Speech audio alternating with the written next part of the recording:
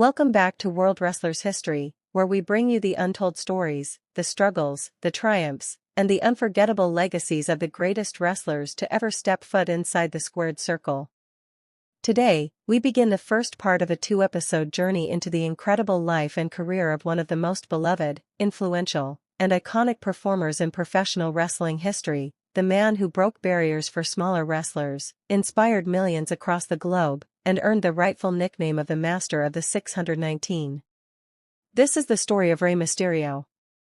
Oscar Gutierrez, known to the world as Rey Mysterio, was born on December 11, 1974, in Chula Vista, California. Growing up in a Mexican-American family, wrestling wasn't just a sport or a form of entertainment, it was part of his bloodline.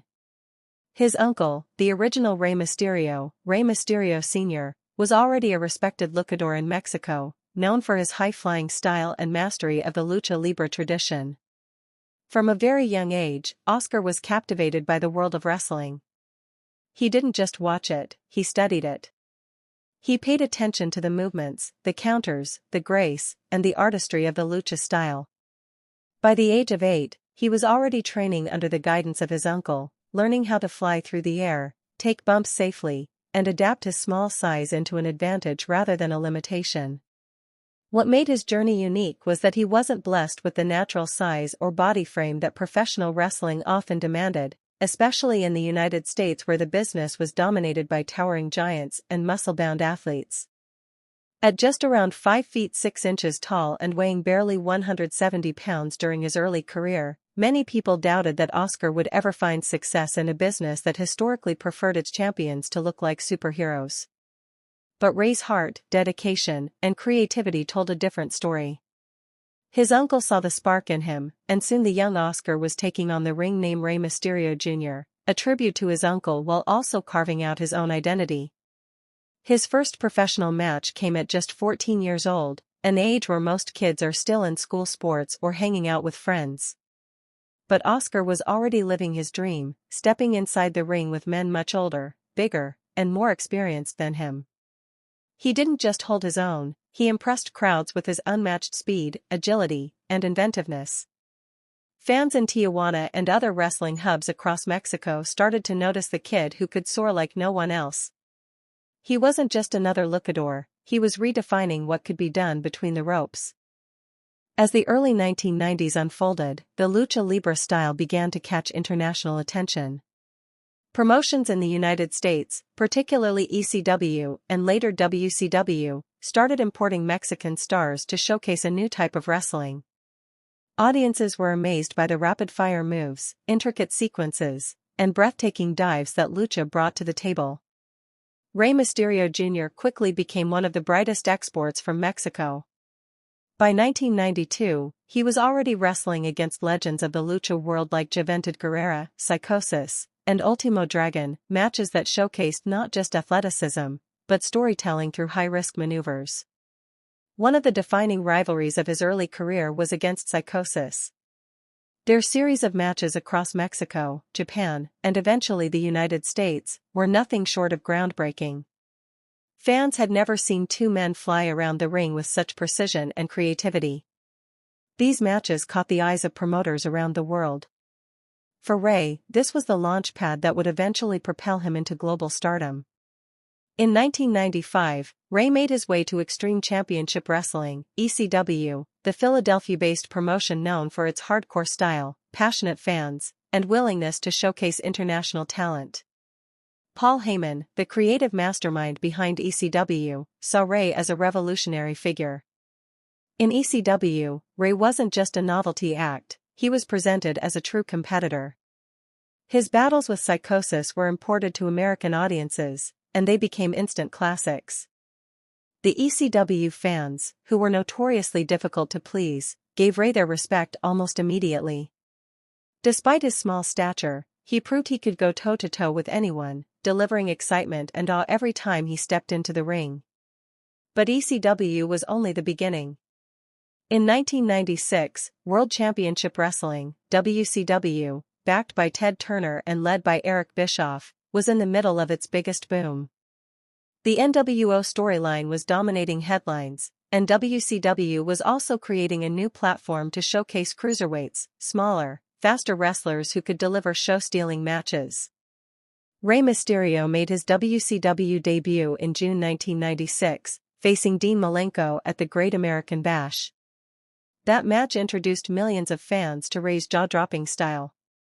He didn't win the Cruiserweight Championship that night, but he won something far more valuable, the attention and admiration of the wrestling world. Rey's time in WCW cemented him as a global star. The Cruiserweight division became a highlight of WCW programming, with Rey leading the charge. He battled legends like Eddie Guerrero, Chris Jericho, and Ultimo Dragon, creating matches that fans still talk about today. His clash with Eddie Guerrero at Halloween Havoc 1997 is widely considered one of the greatest matches in WCW history, a perfect blend of storytelling, athleticism, and emotion. In that bout, Rey put his mask on the line against Eddie's Cruiserweight Championship, and the stakes couldn't have been higher. The drama, the tension, the incredible sequences of moves, and Rey's ultimate victory made the match legendary. To this day, many critics and fans regard it as one of the best matches of all time. The mask, of course, was central to Rey Mysterio's identity. In Mexican culture, the mask is sacred. It represents tradition, honor, and heritage. Losing the mask is considered one of the greatest disgraces for a luchador. Rey's colorful masks weren't just a gimmick, they were symbols of his legacy and connection to Lucha Libre. Unfortunately, WCW management didn't fully respect that tradition. In 1999, Rey was forced to unmask after losing a tag team match with Konnan against Kevin Nash and Scott Hall. For many fans, this was a heartbreaking moment. Without his mask, Rey felt exposed, and many believed WCW stripped away an essential part of what made him special. Yet, even without the mask, Rey proved his resilience. He continued to wrestle with unmatched skill and charisma, though fans always longed for the return of the masked icon. As WCW declined in the late 90s and eventually folded in 2001, Rey's future was uncertain. But his story was far from over. The biggest chapter of his career was still to come, and it would happen under the global spotlight of WWE. In 2002, Rey Mysterio officially signed with World Wrestling Entertainment, and this time, he was allowed to reclaim his mask. Fans around the world rejoiced as the mysterious, high-flying hero returned in his full glory. His WWE debut was electric. Coming out with his signature mask and theme, running through the crowd, and launching himself into the ring with his signature acrobatics, Rey instantly connected with a new generation of fans. From there, Rey Mysterio became more than just a cruiserweight, he became a symbol of perseverance. His rivalries in WWE with Kurt Angle, Eddie Guerrero, Chavo Guerrero, Randy Orton, and Batista gave fans countless unforgettable moments. He wasn't the biggest guy in the ring, but his heart, courage, and connection with fans made him larger than life. Every time Rey hit the 619, crowds erupted. Every time he flew off the ropes, fans believed they were witnessing something magical.